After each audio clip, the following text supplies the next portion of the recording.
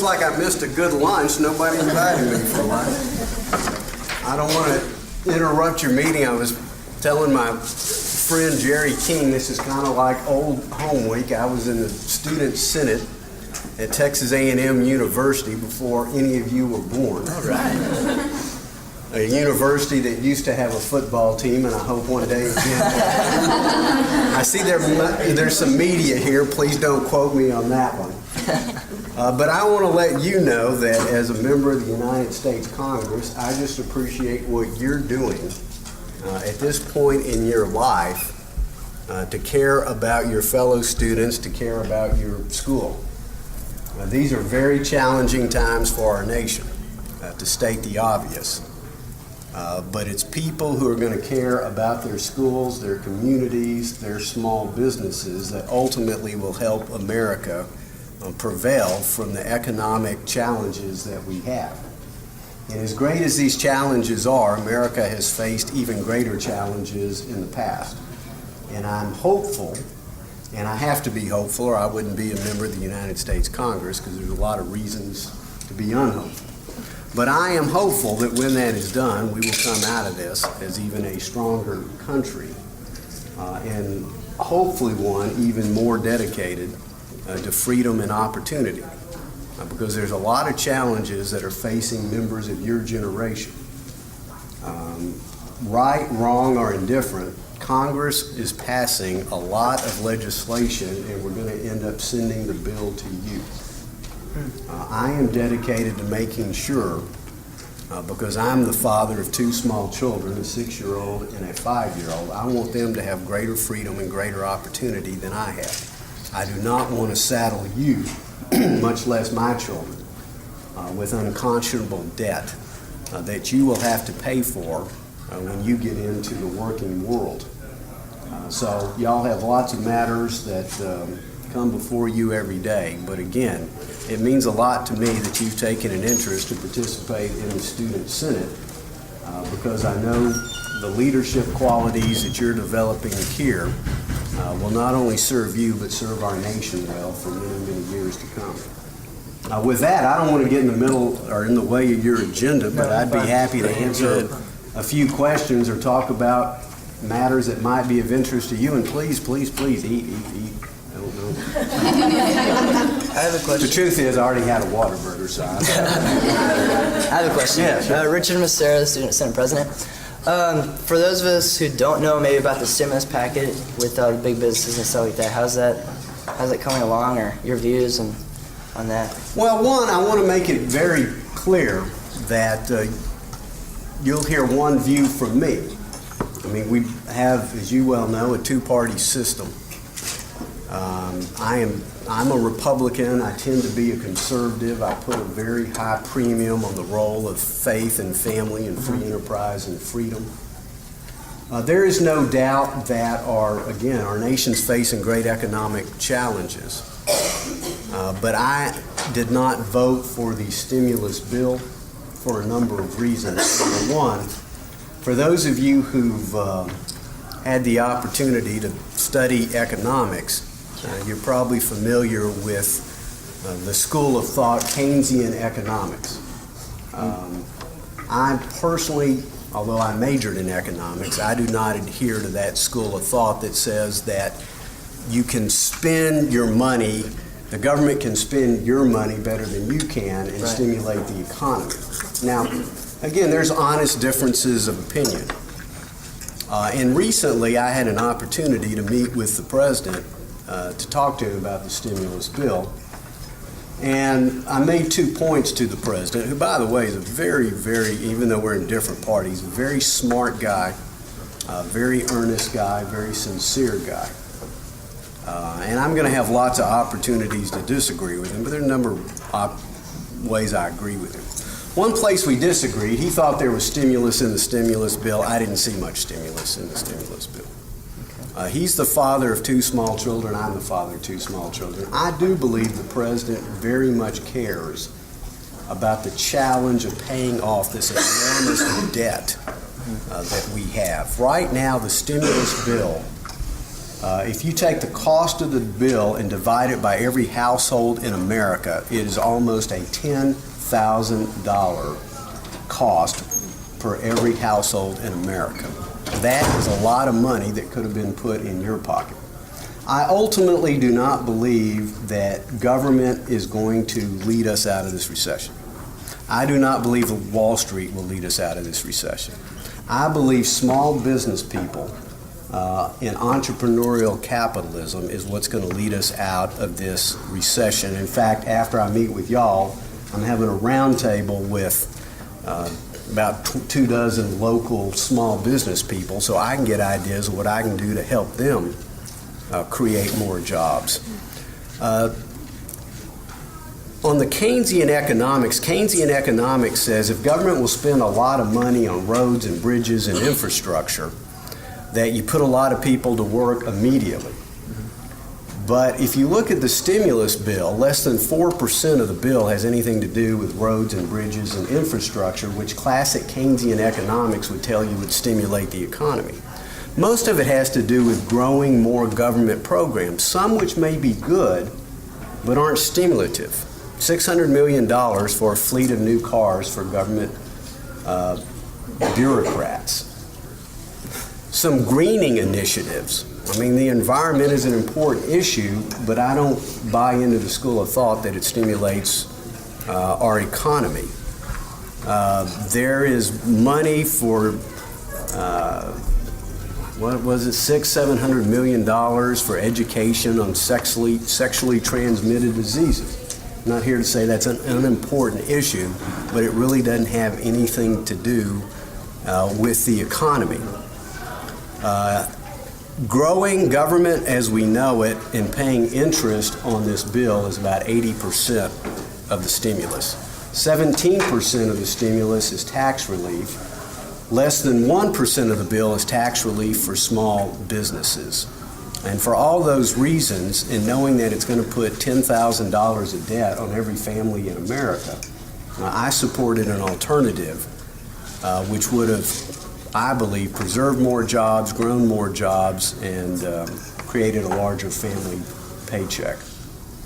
If you haven't been around members of Congress before, it's very hard for them to give short answers. So, Congressman, you might relate what the Congressional Budget Office said, because they're an independent agency, and you might say the Congressional Budget Office is kind of the official scorekeeper for pieces of legislation in Washington. The Congressional Budget Office confirms that this is the single most expensive piece of legislation in the history of the United States of America. The initial cost is about $800 billion, and nobody knows what a billion is, even members of Congress. But we're putting it on the credit card. We're not paying cash, and because we put it on the credit card, we have to pay interest. You add the interest, then it becomes an almost $1.2 trillion bill and will create the single largest deficit in the history of the United States of America. We haven't seen this type of spending in America since World War II. And the Congressional Budget Office also certifies that ultimately this bill will do more harm to our economy than it will good. Now, in fairness, they say the bill will help in the short run, it will hurt us in the long term. And when I had an opportunity to meet with President Obama, I think he had a similar view. I hate to put words in his mouth, but he told me something along the lines that he will consider it to be a failure if his only legacy is this bill. He understands that eventually it has to be paid for. My fear is I've seen president after president after president go to Washington, D.C. to say they're going to do something about the deficit and the legacy of debt for future generations. And unfortunately, notwithstanding their good intentions, it never seems to happen because of a kind of a reluctant Congress. Yes, sir. How can small business owners get involved? Because I myself am even a small business owner. How can small business, well, I was sharing a theory I had, and I'm sure some of y'all have had political science. I think it was Winston Churchill who said, democracy is the worst form of government, save every other form of government. So democracy is great, it's not perfect. One observation I have about democracy is it doesn't seem like it's numbers that count as much as it does intensity. To some extent, what I see in America is the rule of the politically active over those who are politically inactive. And so I say that, which doesn't answer your question of how, but it answers your question of why it's important that you get involved. Business people, there was a time all they had to do was compete in the marketplace. Now you have to compete in the halls of Congress. Let your voice be heard. I don't know, probably last year I held, I'm just guessing, 30 different town hall meetings, either a teletown hall where I dial a lot of folks to get them on the phone or in person. Show up. Let your voice be heard that way. Email. Learn issues. Study this stimulus bill. And again, don't take my word for it. You know what? Try to get both sides and make up your own mind. You're hearing one side of the story from me. I assure you if President Obama was here, he'd be giving you a different side of the story. We'd agree on some things, we'd disagree on a lot of other things. Get both sides of the story, and you can get involved in political campaigns. That's how I first got involved in politics. I knocked on doors, I filled up bags of popcorn, I made telephone calls, and I got involved in the process. And, 30 years later, I'm a United States Congressman. How did education fare in the stimulus plan? Well, I think long term it did poorly because, again, I don't know how families in the future are going to afford to send kids to college when they're paying an almost $10,000 bill.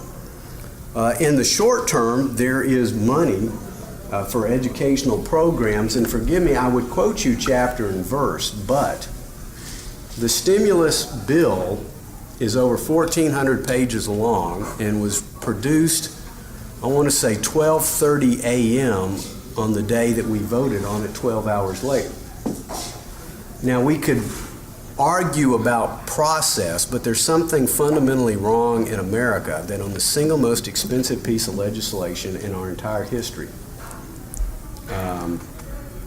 that should have been online for every American to read at least 3 days before their members of Congress voted on it. And I think regardless of what party you're in, regardless whether you're a liberal, a conservative, a moderate, Democrat, Republican, or independent, that process is wrong. So I myself, days later, I can look you in the eye and tell you I still haven't read all 1,400 pages of that piece of legislation. If you'll give me a little bit longer to digest it, I'll let you know, but I can't let you know today. Give me 1 second. Let me check it to make sure. Nope. That was my wife calling. I would take her call, but it's not. So always take the wife's call. If you ever get married, always take the spouse's call. Love and beyond anything else. Just some unsolicited advice. How are we doing time-wise? Oh, we got time for maybe 1 or 2 more questions. Again, don't let your food get cold. Well, we do have one. What was your alternative to the stimulus package? The alternative, well, there were 2 different alternatives I supported. One was what we call the Republican Conference alternative, which would have done a couple of things. Number one, it would have lowered marginal tax rates from 15% to 10% and from 10% to 5%. The idea being that as families are struggling to send their kids to college and put food on the table, to make sure that take-home pay is greater. And it's a matter of philosophy. We believe that you can spend your money better than government.